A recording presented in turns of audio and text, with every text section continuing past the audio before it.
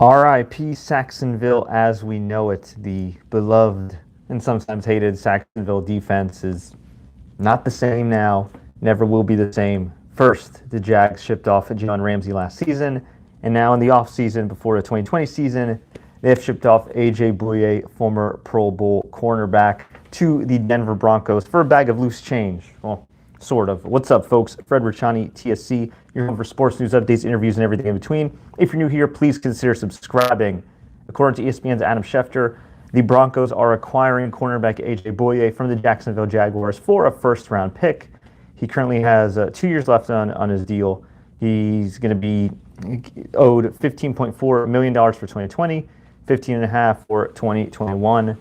He joins a badass Denver Broncos defense, and I know a lot of people have been on the Broncos case, on John Elway's case for the last few years, and rightfully so, but I really don't think that team is that far off from competing for a championship, especially if Drew Lock is actually the real freaking deal. Now, meanwhile, you look at the Jacksonville Jaguars, and I get it.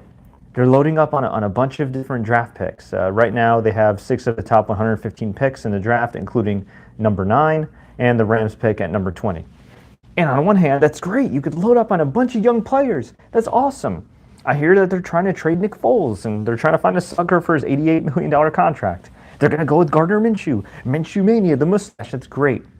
Except when you remember, it's the Jacksonville Jaguars. And with all due respect to the Khan family, who I think has done a great job with their wrestling company, All Elite Wrestling, the Jaguars have been more of a mixed bag. And the fact that they kept the GM, the fact that they kept the coach and the GM who, other than for one season, have failed miserably at their jobs. My hopes aren't high. On top of that, right, they're in a competitive division. They historically have not drafted all that well. And you get rid of one of the guys who's been a positive in your locker room, who's been one of the faces of your franchise, somebody that, again, popularized the phrase Saxonville. And, look, some people may say, oh, A.J. Bouye isn't that good anymore, or he's not at the Pro Bowl level, or blah, blah. He had a stellar career in Jacksonville, and he's one of the great NFL success stories, and he's a guy that is a grinder. I mean, this dude was undrafted. He, went through tragedy at a very, very young age, losing his mother.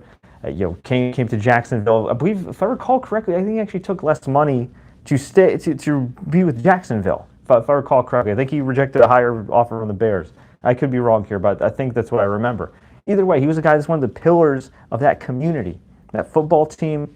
And yes, Jalen Ramsey was chatty. Yes, Jalen Ramsey, did the GQ magazine interview and all that jazz. But Jalen Ramsey also, like Bouye, one of the pillars of that team. And by all accounts, it seemed like these guys loved each other. The teammates seemed to love Bouye. They seemed to love Jalen Ramsey. And what do? You get rid of both of them in less than a year.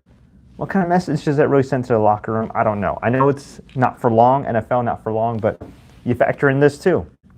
Tom Coughlin oversaw the management of that team, right?